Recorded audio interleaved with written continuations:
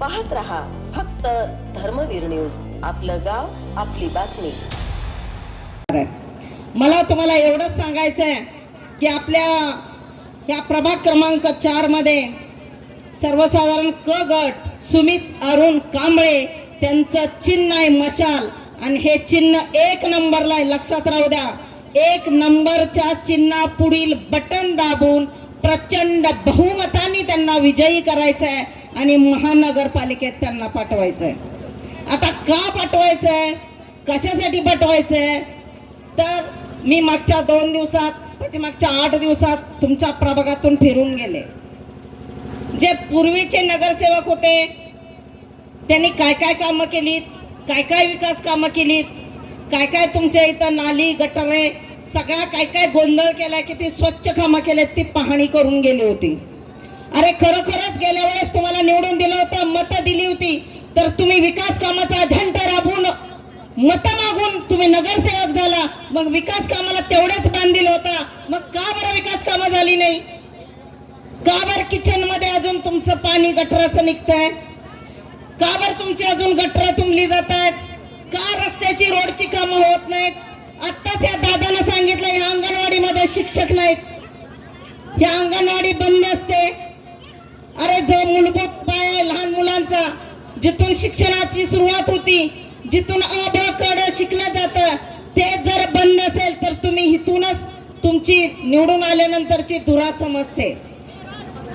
अतिशय निंदनीय बाब आहे की नुसतं मोठं मोठं बोंबलायचं, मतं घ्यायची, खुर्ची जाऊन बसायचं, खोटी आश्वासनं द्यायचं, ती कधीही कंप्लीट करायची नाही, पण मतदान आल्यानंतर मात्र पाक उंबऱ्याची साल काढायची। ताई माई अक्का आम्ही 100% विकास करू, मग ह्याच्या आधी मत निवडून दिलं होतंच की का नाही विकास केला? बरोबर नाही, ह्याच्या आधी दिलं होतंच ना निवडून तुम्ही, तेव्हा पण हात जोडत दारात आले होतेच ना, आम्हाला निवडून द्या, आमचा पॅनल निवडून द्या, आम्ही हे करू, आम्ही ते करू। काय काय केलं इथं सांगा? झालीत का तुमच्या इथं विकास कामं? मग काय केलं यांनी? मग आता कशाच्या जोरावर तुम्ही मागता मत? अरे तुम्ही पैसे वाटता, जेवण घालता, साड्या वाटता, अजून काय काय उद्योग करून मत मागवणार आहात? अरे तुम्हाला खरोखरच तुमचा नागरिकांचा विश्वास असेल, तुम्ही घाबरता का?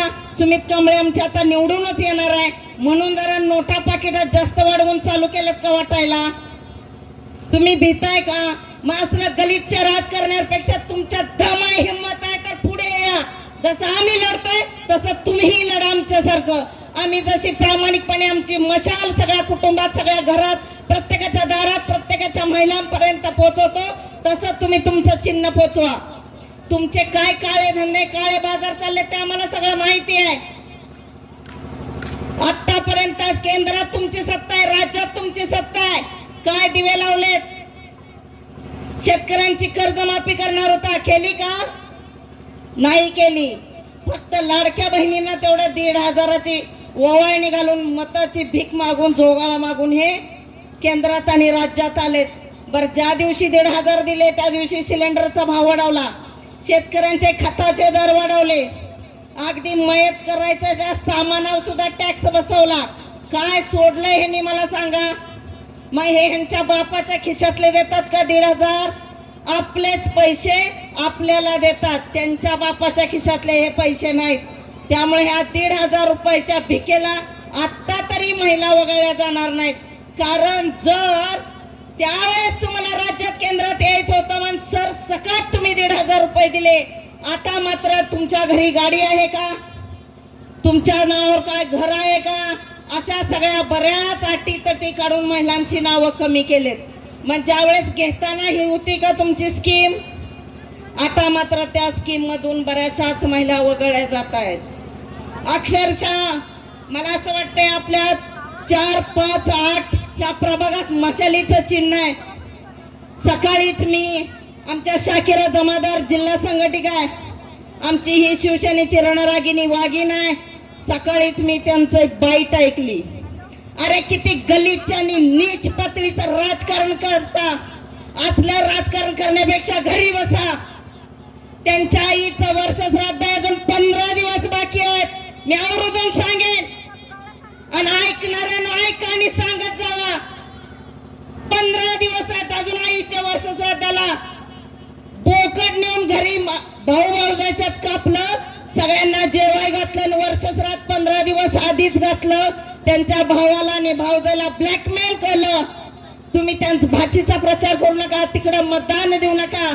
तुम्ही आम्हाला मतदान करा, आम्हाला सहकार्य करा. आम्ही तुम्हाला पाहिजे ती सहकार्य करतो. असलं नीच पातळीचं राजकारण फक्त हे भाजपाच करू शकतं. आणि असं नीच पातळीचं राजकारण करून त्यांच्या घरी बोकड, बरोबर ना शाकिराताई? अशा पद्धतीचं राजकारण इथंच घडलंय, लांब नाही, स्टेजवर उदाहरण आहे. मग हे असं जर गलिच्छ राजकारण करून मतं मागत असाल तर काय उपयोग आहे तुमचा? जनता तेवढी वेंदळी राहिलेली नाही. लक्षात ठेवा, आमचे सुमित दादा आहेत, सुशिक्षित आहेत, वेल एज्युकेटेड आहेत. समाजात सगळी कामं आतापर्यंत न सांगता केले, तिथून पुढेही न सांगता करतील. पण माझं सगळ्यांना आव्हान आहे, आजपासून पैसे वाटायला चालू होतील. कुणाच्याही 1 रुपयात मिंद होऊ नका. तुम्हाला दिलेले पैसे किती दिवस पुरणार आहेत? किती दिवस पुरणार आहेत? पण जर न पैसे घेता आमच्या दादाला निवडून दिलं, रस्ते वाढवून सुद्धा म्हणू शकता, दादा थांब, तुझा 1 रुपया आम्ही घेतलेला नाही, पण तुला आम्ही नगरसेवक केले. आमच्या गटरीचं काम आहे, आमचं रस्त्याचं काम आहे, आमचं मीटरचं काम आहे, आमचं शिक्षणाचं काम आहे, आमचं संस्थेतलं काम आहे, आमचं हॉस्पिटलचं काम आहे.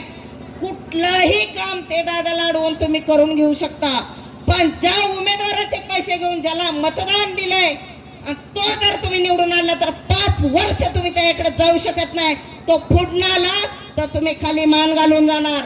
त्याला म्हणू शकत नाही काम कर का, तर तुम्ही त्याचे मिंदे असता पैशात, तुम्ही त्याचे पैसे घेतलेले असतात, त्यामुळे त्याला जाब विचारू शकत नाही. म्हणून मी कळकळीची विनंती आहे की 5 वर्ष जर विकास करून घ्यायचा असेल, 5 वर्ष जर सेवा करण्याची संधी आमच्या सुमित दादाला दिली तर 1000% तुमची विकास कामं होतील.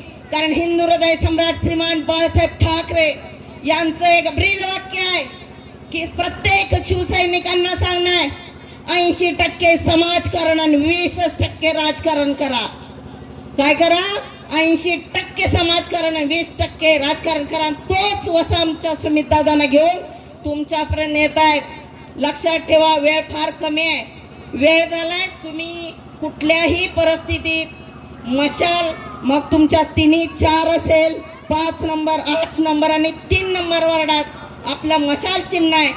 त्या वॉर्डात जर तुमचे नातेवाईक असतील, शेजापाजारी असतील, गाववाले असतील, त्यांना सगळ्यांना मशाल या चिन्हावरच बटन दाबून प्रचंड बहुमताने विजयी करा आणि विकास कामं करण्याची त्यांना एकदा संधी द्या. कारण सगळे उमेदवार आमचे सुशिक्षित, वेल एज्युकेटेड आहेत, अगदी समाजाची बांधिलकी जपणारे आहेत. यांचं तर डॉक्टर बाबासाहेब आंबेडकरांनी लिहिलेलं संविधान जपणारी माणसं आहेत. त्यांनी मात्र संविधान तोडण्यासाठी वाटेल तेवढे प्रयत्न केलेत, पण तेवढं दादा शक्य नाही. म्हणून सांगते, इथं पण स्टेजवर तुम्ही बघितलं असेल 50% महिला आरक्षण आहे. हे सुद्धा त्यांचाच आशीर्वाद आहे. प्रत्येक गोष्टीत महिलांना संधी आहे, प्रत्येक विकास कामात महिलांना संधी आहे. म्हणून तुम्ही दादांना कुठल्याही परिस्थिती या वॉर्डमध्ये जर तुम्हाला चांगली संधी, चांगली विकास कामं करून घ्यायची असतील तर माझी सगळ्याला नम्र विनंती आहे, आपलं चिन्ह मशाल, आपलं चिन्ह मशाल, आपलं चिन्ह मशाल, आई अक्काला सांगा, मशाल, आई अक्काला सांगा. मशाल.